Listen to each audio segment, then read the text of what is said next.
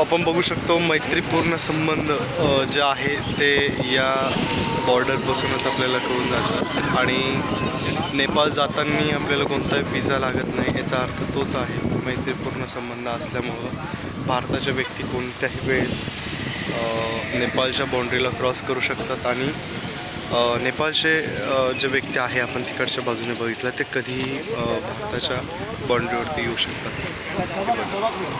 कोणतेही या ठिकाणी रोकटोक नसते, कोणाची विषय काहीच नसते.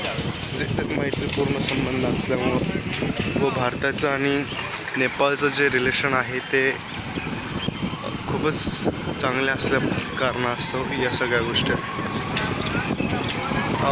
एवढंच नव्हे, भारतासोबतच नाही तर